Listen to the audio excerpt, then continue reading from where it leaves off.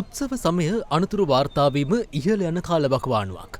අලුත් අවුරුදු සමයේ මහාමාර්ග අනතුරු, නිවෙස් තුළ සිදුවන අනතුරු හා හිංසන ಕ್ರಿಯಾ මෙන්ම ක්‍රීඩා අනතුරු සහ ගිනිකිලි අනතුරු බහුලව වාර්තාවීම ඊට ප්‍රධානතම හේතුවයි. සෞඛ්‍යංශ පෙන්වා දෙන්නේ මෙම සමයේ සිදුවන අනතුරු වළක්වා ගැනීමට රියදුරන්, මගීන්, පදිකයින් මෙන්ම නිවෙස් තුළ මේ දිනවල සිදු කරන විවිධ ක්‍රියාවලදී නිවැසියන්ද ප්‍රවේශමෙන් කටයුතු කළ යුතු බවයි. අපි දන්න මේ දවස්වල සාප්පු සවාරිය යනවා, නෑදෑයන්ගවල වලට යනවා, විනෝද චාරිකා වලට යනවා. ඉතින් මහපාරේ ගැවසෙන අවස්ථා බොහොමයක් වැඩි ඔබ ළඟ.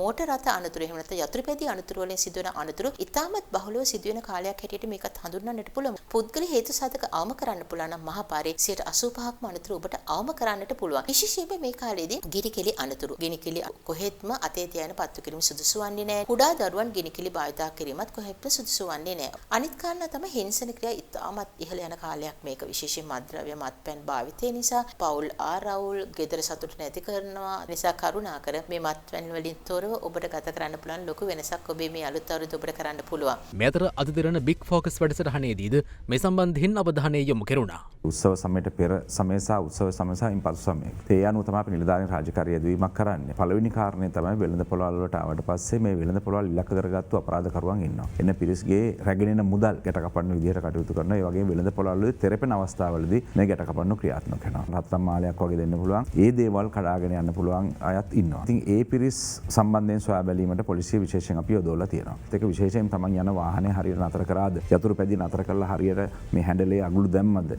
ඒවා පිළිබඳ විශේෂ අවධානය යොමු කළ යුතු වෙනවා. අද දෙරණ YouTube නාලිකාව YouTube අද දෙරණ දැන්ම සබස්ක්‍රයිබ් කරන්න.